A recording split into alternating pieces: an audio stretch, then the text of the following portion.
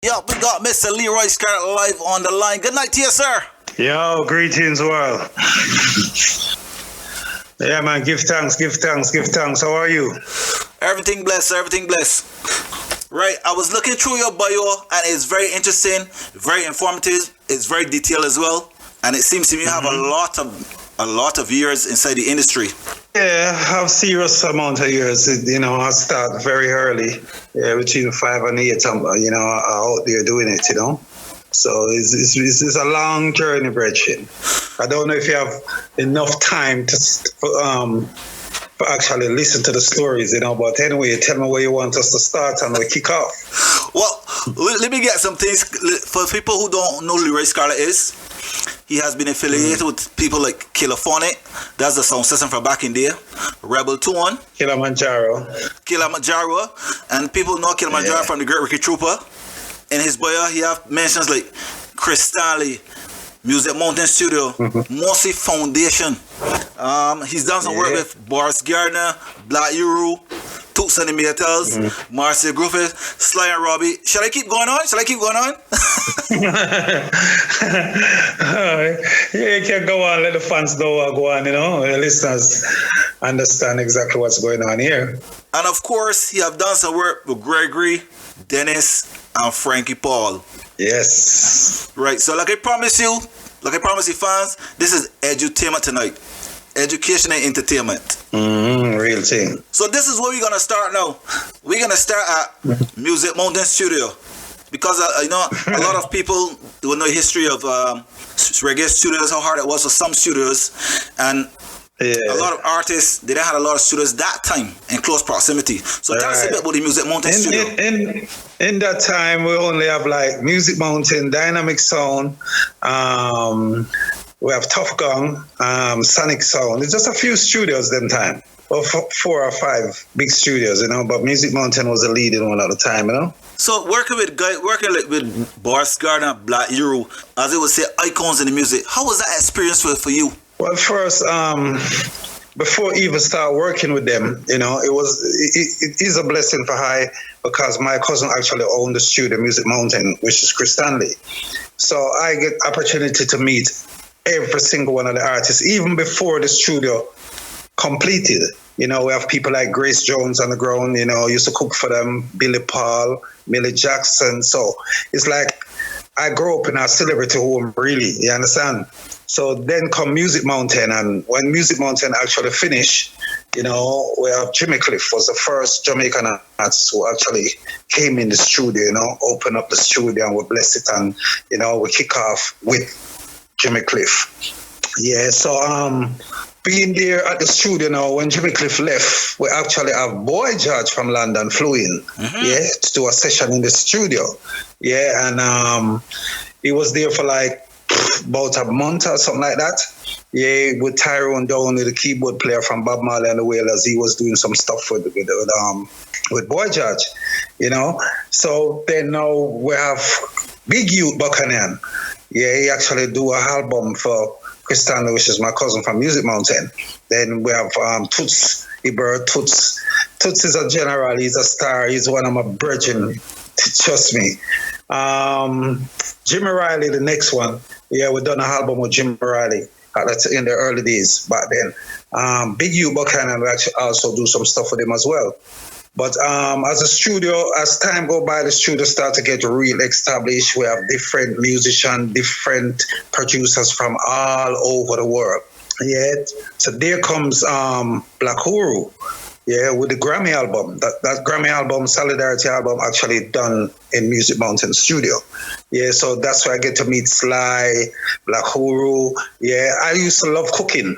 Yeah, so each time they turn up for session, I would say to them, yo, where you guys want to eat today? And they say, all right, Rasta business is ackee and saltfish or just vegetable and fish. And I love doing the chef and go to the shop and stuff like that. So I get my respect by cooking. And whenever time them say, Leroy, I'm there to do whatever they ask me to do. Yeah, but my biggest take in Music Mountain was meeting Gregory Isaac. Yeah, when I first saw Gregory, he just walk past, he go downstairs, so the studio in the basement. Yeah, and Tapazuki was doing an album with him at the time. Go downstairs and down there, they asked me to get some stuff for the shop, and I get the stuff. And each time Greg would go and come, he would say to me, park my car for me, or park the bike for me, or, small thing like get me some coconut water, stuff like that. And I always there for him, man. I and him actually becomes very close. Him, Robbie Shakespeare, we do, each time they come now, they're working at the studio, Gregory will be there early. Robbie Shakespeare will be there like an hour and a half before studio time started. So we get to chat a lot. I was a little youth, sit down in the mirror, just listen to them stories and have a laugh. And, so I said to myself, I used to actually sing before on Kilimanjaro and Copper Sound System. So when I actually go to Music Mountain now, I get carried away by hanging out with the stars. I kind of forget myself. I'm a mission for a minute, So one day, Sly and Robbie doing the rhythm track for Greetings I Bring with Half Pints. Yeah, and I sat down and I watched the Bill that's tune from scratch, Greetings I Bring. I said, wow. But I was very interested in the magic of making music, because it's not like now with one man playing a computer. Them times you have 7, 8 musicians inside of the studio, yeah, plus the artist, sometimes even more. And I was like, wow, sucking up what's going on until Sly and Robbie actually make a track, and they call it Two Rhythm Clash. And I love the track, and I said to him, I would love to voice a tune on the track. And they actually laugh and say, you serious? And I say, yeah, man. And I went in and I voiced my first single with Sly and Robbie, a track called Murder. Track actually done well. Anyway, Dennis Brown on the next and now. Really, the amount of things we have to say about Gregory Isaac, Dennis Brown, and Frankie Paul is very long. I don't know if you have the time for it, but D Brown is a brother. Yeah, I met him through Gregory Isaac. Yeah, we went to a show in Trinidad. Yeah, and show went well. Come back to Jamaica, and Gregory introduced him to me, so I actually get to produce a song with Dennis and Gregory way back. This is what, 80s, yeah. So Frankie Paul, now I met Frankie Paul through Gregory Isaac as well. Okay, yeah, I met Frankie Paul through Gregory Isaac. Yeah, so when I finished voicing D Brown, we'll go link Frankie, and Frankie come in and he said, yeah, I love the track, and he put on a track for me as well, a track called A Little Romance. Trust me, that track, when I send that track in London and release it in London, and I make so much money from that one song. I couldn't believe it. I get super excited. Them times they're selling 12-inch for like £3 a copy. Yeah. So my peeps them up there start press it. And I actually come back and I said to myself, you know what, I need to get it out in Jamaica, so I give it to Tough Gum. So that created a big buzz. So me, Frankie, and Dennis were like 4 brothers. Yeah. Each time Frankie in Jamaica will link up. Each time D Brown in Jamaica will link up. Dennis Brown now is a man where one night he actually drove to Stony Hill and in my community and linked me up and said to me, yo, you have a song we want to do for me. And I said to him, listen, I can't do no song tonight because I don't really have no cash on me. And they said to me, forget the money, man. And he called Baby Wayne. I don't know if you remember the artist, yeah, Baby Wayne. Right. And they done a collab for me that night. That song I still don't release that song as yet. Trust me, I don't release that song as yet. So fast forward a couple of years, 1993, you done some more work with Gregory. Yeah, 1993. I done about 7 songs I done with him. Yeah. Each time we bumped into each other, I would say to him, yo, Toots, I have a song, I really need you to put a song on, and he just voice. But before it even reached that, I have so much history with him. Growing up in Jamaica is not easy. It's very hard, especially in the 80s when we have the big time election and the whole heap of gangster shit, so pardon my language. You see him as a youth to get caught up in the street, so the street almost over me up. And I was saved by Gregory Isaac. He just stepped to me and said, hey, you know what? I'm going to get you off this island. Yeah, I'm going to push you forward into music. And when you leave Jamaica, please don't come back until you turn yourself into a man. I was like, what? And he actually buy some songs to me, get me my airline ticket, and say, we're going. And I'm like, what? Him say, yo, if you don't leave, you might die. And I actually leave the country for a while. When I come back, most of my friends, they're gone. So you can see the connection between me and Gregory. I love him even more for that. You know, so he strengthened me up more, you know, to be a producer and an artist. Cause you know that I love to sing DJ as well. You know, so he always encouraging me. So this album now, Tribute to the Legend. So hold on, we saving the best for last. We saving the best for last. Okay. I want to talk a bit about you working with Anthony B and Glenn Washington and Easy B and General Paycourse. I see that's where it says like Capleton as well. I mean, on your portfolio, you have worked with a lot of celebrities. Yeah, I work with most of them really. Capleton, Sizzla, Anthony B. Luciana. We've done a lot of work with Luciana. Right now I have a collaboration with Luciana, with Iron Luciana, on a track called Done Did Already. It's number 4 in France at the moment. You know, so it's a lot of work I do with a lot of artists. Some of them I can't even remember the name. Yeah, the only person I don't work with is Vybz Kartel, Mavado. Them two, I never touch them. Well, you, by your reasons, or just wasn't, or just is not his time in. Yeah, I just never interested in the street music, you know. I never grew up like that. I want to right now we form an alliance now, fighting a war against this now music with the kids doing a pack of rubbish, you know, and try to bring back the real authentic reggae. So this is what we're doing right now. And so far we have an Anthony B album coming soon. We have a Fredlocks album coming soon. Yeah, still have a Gregory Isaac album unreleased. I don't think I'm gonna rush the Gregory as yet. I have a couple singles with D Brown as well. Yeah, Luciana. I have an album called 4 Kings.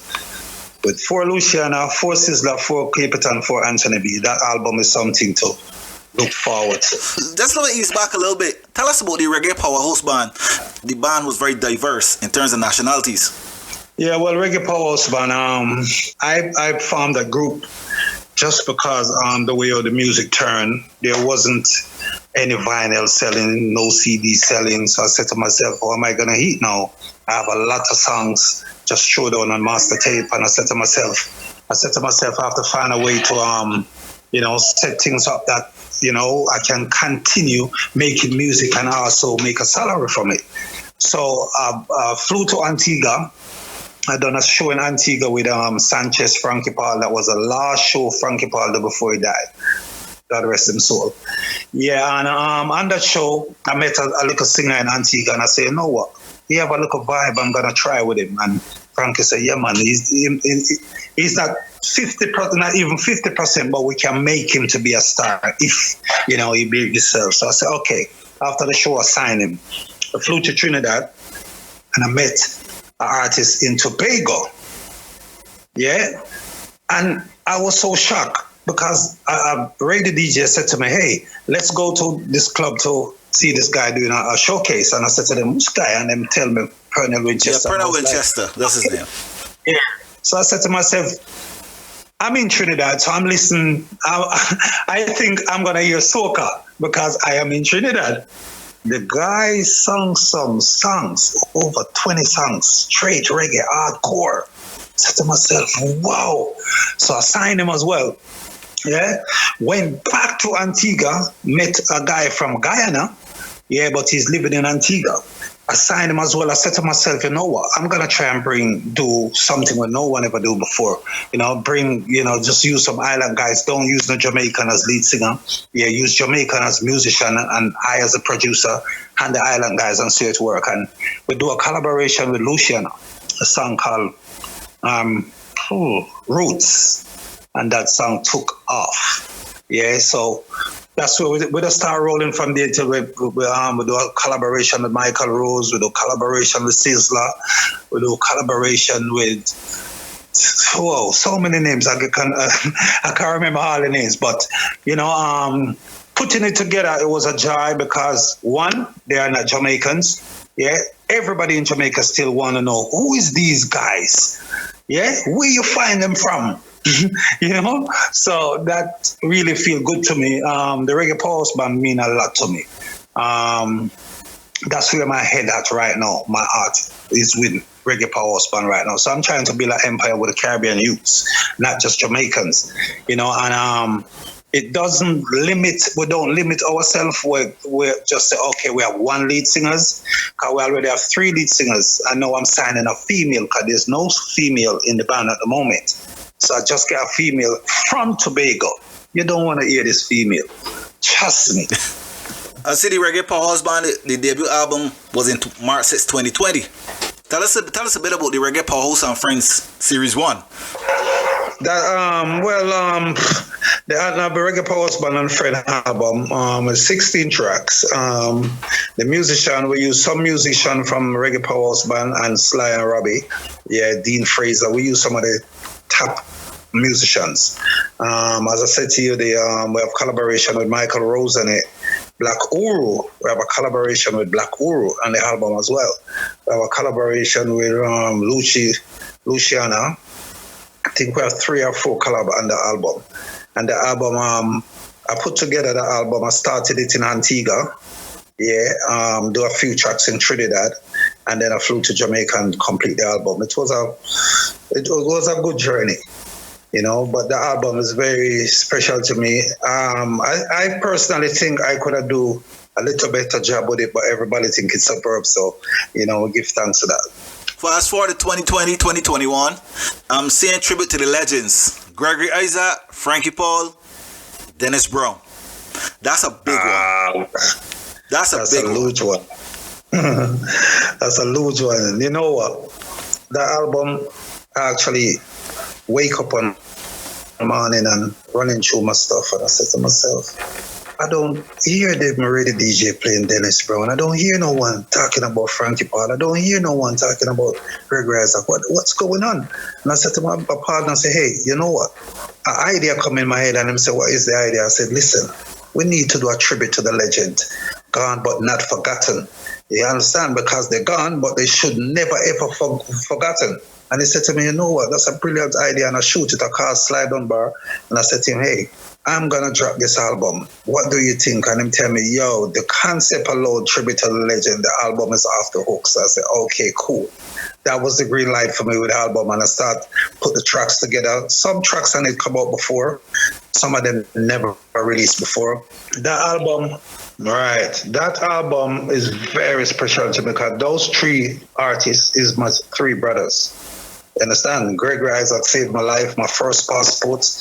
Gregory gave me the money to go get the passport. The first time I go on an aircraft is Gregory Isaac. D Brown again, come on, man. That album is super special. So I have to keep Dennis Brown, Frankie Paul, Gregory name alive as long as I am alive. So I think it's a beautiful idea to drop that album. Tribute to the legend, gone but not forgotten. So the official launch date for the album is when? Friday. This Friday, the album coming out through Tough Gun International. Yeah, it will be available on every digital platform. So please go get it, man. I send you yours for free. Yeah. But listeners, go get this album. Your publicist sent me mine for free. Yeah. You deserve a free copy. You understand? I was going through the tracks and I was like, how on earth did he come up with this? Nobody have never thought of it. Yeah, man. It wasn't something odd because I have the tracks. I have to pick through tracks to put that album together because I have more Gregory, more Dennis Brown, more Frankie Paul. I personally think it's a beautiful album. It's a collector's item.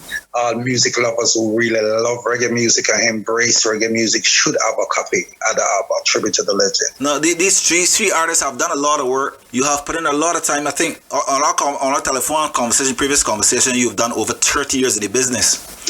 I would say, when I think about it, it's over that, I might sound young, but I'm an old man, really. You get me? And I'm doing music I can remember when my dad, back in most places don't have electricity. We have to use like a bucket torch or something like that. Yeah, my dad get his first record player. We'll call it a changer. You remember those days? Yeah, I remember. You might be too young for that. Yeah, and we only have like 6 records, and I'm playing those 6 records right through the night. The biggest song them time was Prince Buster. Are you are the first blackhead Chinaman? You know that song? Declare yourself and tell me where you are from. You know that Prince Buster? Of course. You're too young for that as well. Problem too young for that one. Problem too young for that one. Yeah, so that's where I'm coming from. I'm coming from way back, man.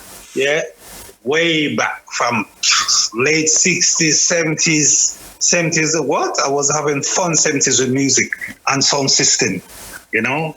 So, yeah. In our previous conversation on his phone, you spoke about a more positive direction for the music in terms of the youth. How would you compare back then, when you were young, compared to now that you're working with young people at this time? Oh, trust me, it's so confusing right now when it comes to that question, because I'm very upset with the direction the youths are taking now with the music.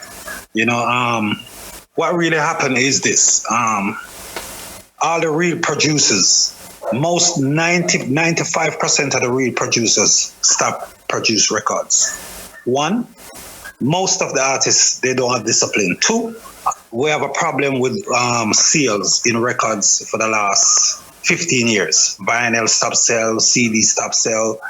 So most of them close on the studio, they just retire. Yeah. So a few artists survive during that crisis because some of them learn to start produce. Yeah. The new producers now, no new producers. Most of them I call them reducers. Because they take a keyboard and a computer and go inside the studio and bang, bang, bang, bang, bang. You can't hear no bass, you can't hear just a little noise, and they put vocal on it and they call it a song. Back in the days when I used to make music, yeah, when you have people like Willie Lindo, one of the greatest producer ever, when them man go in the studio, they black book the studio from 10 o'clock in the morning until 10 the night. And if he mixing a song and the song don't sound good, he just pay Chris Stanley for the studio and said, don't let no one come in tonight. Yeah, we're coming back tomorrow fresh to listen the track and revisit and see where we go wrong. And that will happen for 4, 5, 6, 7 days until they get that song right. Too Girly, when they mixed that song with Sophia Judge, I was there from the beginning of them making the song until mix, master, and go out. It was the same process. It was no rush thing. It was 12 musicians in the studio with 12 different sound, 12 different equipment playing music. So you see the big difference. Now it's one man in front of a keyboard. Some of them is just a computer alone they have, and they play everything from the computer. So we lost that gel. Yeah, that family sound with 10 or 11 musicians. Can you imagine you into a room with 10 or 11 musicians playing? Each one bringing a different melody to the beat. So, you know, we lose it big time right now. So what we're trying to do now, you know, Fata Marshall, Anthony Red Rose, a producer from London named Black Adready, flew in, live in Jamaica now. You know, we have a meeting and we say we can't afford, as long as we're alive, we cannot afford for the youth them damage the music. So now we go back in with Sly and Robbie and some of the great Firehouse crew, and we start make some real authentic reggae music, yeah, and start voice them on those tracks, yeah. So we have loads of youth right now, fresh youth, fresh girls, most girls. The woman them right now dominating the boys, yeah, because the boys them see it for last it. We have some females, young female singers right now. Trust me, they're gonna make a joyful night to the world in reggae music. And when I put them on the everyday tracks where you hear now everybody running with this hype, we're not in that. We're trying to make quality music that will last forever. At the chat on my site, you have some artists locked in. They are saying that they prefer live bands, and I'm realizing that some reggae artists, you can't book them unless you book a live band. You have to. There's no show without a live band. That's how we know it. There's no show without a live band. There's no such thing as a little guy up there play one little thing on the turntable. You can't even understand what the thing's saying. You need live band, yeah, to play live music. That's what the people they're feeling. That's why the elders they stop go show. You have to do a show with a bury someone to get some elders out the house right now because they know they're gonna get serious, authentic reggae music. Tarrus Riley, he don't leave his band. Those kind of people right now, the elders will leave the house to go and see because they know they're gonna get a show. You think you ever get another Derek Barnett? Well, yesterday, I was running back through Derek Barnett stuff, and I said to myself, I have to make a bass player like Derek Barnett. There's none ever like Derek. Derek Barnett is a show by himself. You know that, right? Yeah. If you're watching the old shows like Beach Bash and all them, and there's no Derek Barnett, there's no band. Yeah, there's no band without Derek Barnett. Sometimes Derek Barnett steal the show from the artist. I'm telling you that. His name was Mr. BC or something like that. Yeah, he's the bass player. Yeah, I think somebody was mentioning calling Mr. BC. Yeah, man, the guy is a king on stage, man. Derek Barnett, I would love to find a bass player like him. You cannot play music on stage and just clumsy, just stand up with the bass and playing and not moving. Come on, how are you going to move the people? You can't move the crowd. Yeah, I have a drummer in the band right now, in the Reggae Powerhouse band. He's not a normal drummer. When he take the shirt off and put the drumstick in his mouth, trust me, you have to see this. I'm going to send you a video with him and let you see what I'm talking about. Music is a live thing. You have to play music for move people. Even some of the artists, they can't move the fans. They can't. I prefer live bands as well. It's a different feel. It is, man. Right, it's something. Come on, I won't be able to explain it, but it's a different feeling altogether. Totally, Virgin. I see you sent me some sneak previews and some work you're doing. You want to touch on that a little bit? Yeah, at the moment, I'm doing a lot of new stuff. We have an Afrobeat right now coming out. Bounty Killer, Busy Signal, so much name. We have over 20 artists on this track. Yeah, we're in the studio now mixing the songs to get the album ready for the road. But I'll send you a couple of sneak preview. Some of them not mixed. One of them I send you mixing now. What was it again? Tantomecha and Devante. Tantomecha and Devante, that one. Yeah, the Bounty Killer mix as well and the Busy Signal, but the rest of them we're still in the studio working on them. You know, the Afrobeat thing, I personally love the Afrobeat. I think the Afrobeat doing a big thing on the dance ground right now, globally. It's a fact. The little thing what they call in dancehall now, I don't even know what they call it, trap reggae. That's garbage. That Afrobeat is gonna beat them so bad if we don't do something quickly. Yeah, I want to tell you something. It's too late. In England, BBC opened a station for just Afrobeat. When reggae music never get that before. We have to fight to get one song play on BBC. Now, the Afrobeat, they have a whole station in BBC just for Afro music. But what we did is we actually use live musician. If you listen to the beat, you can hear the drum roll. It's like everything live. We use a band to play the beat. So that's the difference we use. It's like you're bringing back some of the old stuff with the new stuff, you're putting it together. Mm-hmm. Yeah, we're mixing the old reggae with the Afro vibe, and it's sounding good. You hear it for yourself. You know, it's a nice flavor. Yeah, and right now everybody's saying this track is gonna, you know, bring back reggae and dancehall at the forefront. So, you know, I'm not gonna say much. We have great plans for that rhythm track, and we have other things working on at the moment. I have a Greg Reiser single coming out with Greg Reiser, Fred Lux, and a new artist I just signed called Spliffy. That track, the buzz we're getting around the music circle for that track is not normal. You know, so we're doing a lot of things at the moment. We just signed what you call it, a deal with Clocks for the same look, a young artist, is a DJ. I think I sent you a video today, did I? Yeah, you know, kind of get brand ambassador for the artist. You know, he's a young artist, but he have this coming off a lion, right? And everywhere we go, people give it to him. So Just sign him. A farmer thing named New Sensation too for the young youths. Cause I don't want to mix Reggae Powerhouse band with the new youths them right now. So a farmer thing named New Sensation. So all the new kids that we're working with right now, we're putting them out under New Sensation. And actually, I look on Instagram today, the video got 12,500 views. It's going wild with him, But what our thing is, we're gonna divert the youth to the old school way and making music, and they're loving it. I have a 16-year-old right now outside on my pouch. He's writing song to a one-drop reggae music, and it's so beautiful. It's so beautiful. Mrs. Scarlett, you have been there long before the Sizzlers. You have been there with the Sizzlers, the Frankie Pauls, the Cartels in the era. You've done a lot of work with a lot of artists. What advice will you give to young artists or producers now who are trying to make their name inside the indie business? First, we'll start with the producers. As for the producers, they have to do the right thing. They have to. Yeah, the producers have to do the right thing. Go back to the roots of the music. Yeah? Revisit the roots of the music. We can mix the old with the new. We don't have to do all old 70s, 80s rhythm. Yeah?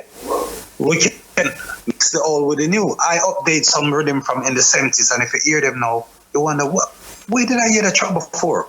You know you hear it before, but it's a total different beat and tempo. Yeah?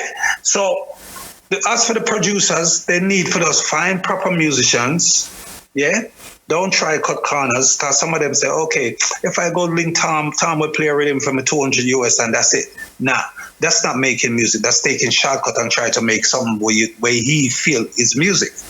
You understand? So there's no way away from the right way. The right way, get a live band, make your beats. Yeah. And produce the youth them properly. If you're gonna do dancehall, use a live band and do it. Any beat you make, you use live. You can't use a computer. You lose it. Once you go computer, you lost it. As for the artists, the first thing is discipline. They have to learn to listen and very humble. Yeah, because enough of them, they just get carried away. One song, you put out one song with some of these young artists, they feel like they're a star. And you can't tell them that they are not a star. Yeah, so the more you humble, the more you listen, the more you learn. So, they have to listen, observe, and be very humble with this business. Or else, they're just going to get left on the wayside. I leave a lot of them on the wayside just because of their ways. What about the lyrical content of some of the younger artists? I see in my years DJing, Jamaica went through a lot of different phases. They went through the whole gunman phase. Then I went through the girl phase. But now I'm finding a lot of artists coming back with the gunman and badman lyrics. Yeah, I'm not into that. I'm not entertaining that no time. I do not want to hear nothing about no gun. If you're going to talk about girl, it's cool with me if you're not going to get X-rated. Yeah? But the gun, I have nothing to do with that. No part of that. I don't want to be a part of that. Period. So if they're doing that, I don't even want to have a conversation with them. There's a lot of them approach me, and say, Father, Mr. DJ, listen to this song. As I hear the gun, I tell them, guess what? You're at the wrong place. You need to find some other producers, not me, please. So this is why I would separate the Reggae Powerhouse band and the New Sensation. Yeah, because most of the youth, they can't write nothing conscious. It's about girl, gun, kill. You understand? Lick out tomorrow. 95% of them who are addition, that's the kind of attitude they come in the studio with. But I've interviewed some and they would say that they're singing about what is going on in their lives. So what about the good stuff? What about when Bob Marley was around, Peter Tosh and Bunny, there was crime.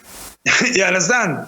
The wickedest time in Jamaica was between the 70s and the 80s election, 1979 to 1980, 83. Yeah, the bloodiest moments in Jamaica. How come Bob, Peter, Bunny never sing anything about that? So they're talking crap. So Leroy, when they try to stick a pen there a minute. I've got some interaction from the chat room. Mm-hmm. One guy says he can't imagine stay show for the live band. Another one asks if you combine a live band with digital format for producing. This is a question he's asking because now that reggae music is evolving, he wonders if you cannot combine a live band with digital format of producing. You can. Yeah. Now most studio is digital. So when you actually play the beat, it come back to the computer. Because there's no 2-inch master tape anymore, so everything gone to computer. But what I do, I filter back from the computer to the mixing board. Understand? It's very complicated, but yes, it can happen, but I choose not to. I just stay hardcore, authentic reggae music. I don't try to mix with the new thing or go on at all, because I find it do more damage to the music than good. Another guy wants to know, is there a reason why vintage is always relevant and also samples? Sorry? He's asking, what is the reason that people always sample stuff from the vintage music, from the vintage reggae? Well, that's a good question, but all I can say, every producer different. Some people will pick up a track and they hear something in an old song where they think, boy, this will fit well on this beat, and they drop the sample in it. Sometimes the sample works, sometimes it don't work. It worked for Junior Reid with One Blood. It worked for a couple more people. Yeah, but it don't work for everyone. It worked for Junior Gang, Welcome to Jamrock. Yeah, so I don't really have nothing bad to say about that. All I can say is it work for some and it don't work for some. Sampling is not a bad thing, yeah, if it done the right way. A guy is asking about the sling thing, and it had a lot of different variations to it. Well, as I said to you, like rhythm like Slim Thing, everybody wants a piece of Slim Thing. Did you know every artist in the 80s, 90s, come straight back to 2000, actually have a song on Slim Thing rhythm? I know it was the most popular. It had the most songs ever recorded on one rhythm. Okay, and there's so many people lick over back Slim Thing in their own way. You understand? When Steely and Clevie when they lick over back the Slim Thing in what was it, 80s or 90s? Yeah, when they clap over back Slim Thing, they play it different from the King Jammins version. Then Fat Eyes come and they lick it, and they add a different to it and lift the tempo up. Yeah, so each time they lick it, you get a different flavor. It was the sling thing, the manual sling thing, the computerized sling thing, the fat thing, the computer, and it kept going on and on and on. Yeah, that rhythm is funny, boss. And originally, it's two people play that track. Two people. Wayne Smith, with the under Slim Thing, and Danny. Right? And they started this computerized thing. That was a sample on the computer, right? And they get away with it. And then now some people play it live. So you have like about 20 different cuts of Slim Thing right now. Work for some people. You get me? Some producers drop them thing, it don't work. Some drop them thing and it works. So, they do a lot of experiment on that rhythm track. And speaking of that and live bands, the first time I heard Sling Thing play live was a band called Black Ribbon. That was a show in Barbados. The man played the Sling Thing. I actually thought it was a record I was playing. The man played exact the same way. Yeah, you have some professional musicians like that, man. When they're on stage, they play the rhythm like you listen to the record. That's the beauty of being playing a live band. What instrument do you play? To be honest with you, I love drums. I always love drums. Yeah, back in the 80s, I used to play with the piano. Yeah, I could play a few stuff on the piano, but I get lazy with my fingers. So I haven't played piano for a while. But drum, I love playing drum. I don't play drum for a while, but the heartbeat, that can't come out of my chest. You understand? Because drum is heartbeat. You understand? 1, 2. Never forget that. But one day I'm going to play on a track. I promise myself that. You going to play on a track? Yeah, I'm going to play on a track. I got one more curious question before you go. This is the connection with Kilimanjaro. Because in my chat, you got a lot of guys that enter SoundCloud, so they'll have known of Ricky Trooper and Kilimanjaro. All right, Ricky Trooper is long after me. Kilimanjaro, Mr. Noel Harper is my neighbor. We live like 3 blocks away in the community. There was like Mr. Harper is like the rich family in the community. Yeah, because they're Syrians. They're not black people. They're Syrians. If you see them, you swear they're white man. So there's 3 brothers, Noel, Mike, and Larry. Yeah, so Larry used to be friend with my mommy. Yeah, Mike used to be our virgin because we go to school together. Noel now was the college boy who loved him book and stuff like that. And I remember the father used to have a grocery store. And on the side of the grocery store, the father do an addition and say he's going to put a bar in. So when he do the addition now, Noel just leave university and start to do bank manager work. All right. So every Friday evening, when he come home from work, his dad have a little speaker box and a little turntable inside of the bar section. And he go inside and he string that up and we play music till 3-4 o'clock in the morning. And we do that for about 2 months, 3 months, until one day he say, you know what? He loves music business and he's gonna build a sound. And we was like, okay, cool. And about 2 months later, all the equipments coming to Jamaica, bam. We went out there Friday night and said, listen, everything is here. The speakers, the amplifiers, the wire, everything is here. And we're like, what? Okay. The next, it was the Friday night. So the Saturday morning, wake up early, wake up the whole community and tell them, yeah, Noel just buy a big sound and yeah, we're going to put the thing together. Them times we used to make soundbox from cedar board. I don't know if you know them wood where they used to make soundbox originally. Before it reached plywood, it was cedar. And we drove out the whole community and we buy every board. Yeah, we do this about 3 weeks. We buy everything near board that we can find. And we put 8 double 18 together, mid, top. And there was Kilimanjaro. I remember the first dance we actually play out with Kilimanjaro. Mr. Noel Harper is the selector for Kilimanjaro for about 4 years. Yeah, and then we have a guy named Clivey from the community used to play the sound, and then, we start DJing the sound. There was no DJ around Kilimanjaro. The first known DJ who hold the mic on Kilimanjaro was Rankin Trevor and Hugh Brown. Yeah, I know both those names. Right, them two is the first 2 DJ on Kilimanjaro. Right, and then we'll move on from Rankin Trevor, Hugh Brown to the youth them in the era. There was a guy called Calico from a place named Grand Spin. Was the next DJ in Kilimanjaro. Then Calico move on to another sound system. Then we have a guy named General Rat. Kilimanjaro come from when it reached Ricky Trooper, Kilimanjaro was a monster sound already when it reached in Trooper. And we have a selector before Ricky Trooper named Ainsley. That's where the Super Cat and the Early B come in when Ainsley, and then they switch and goes Terra Mars. And then you have a guy after Ainsley, then Ricky Trooper. So Jaro journey is a very long journey. I'm doing a documentary right now on Kilimanjaro. Yeah, from scratch right now. The building, they're not there anymore because the dad passed and gone. And Mr. Harper, they're not longer living in the community. He live in Kingston. Yeah, but I'm in the middle of doing the documentary with him in the documentary as well. So when it's finished, it's going to be a good look. They will see the real history of Kilimanjaro. Mr. Scarlett, we're out of time. Anybody you want to shout out before you go? Bless up all the listeners. Yeah, give thanks for them ears. Bless up to the eye. Give thanks for the interview. Yeah, and one love, one life, one aim, one destiny. Make we just try from this corona, stay alive for when the music open up again. We can have some good fun with some sweet reggae music. So one love. Oh, before you go, I want you to tell the fans where they could find Leroy Scarlett, your IG handles, your Facebook, your Instagram, your Twitter. They want to link up with you. Okay. You can find me on Leroy Scarlett, Facebook, right? Reggae Powerhouse Band, Facebook. Reggae Powerhouse Band, Instagram. Reggae Powerhouse Band, Twitter.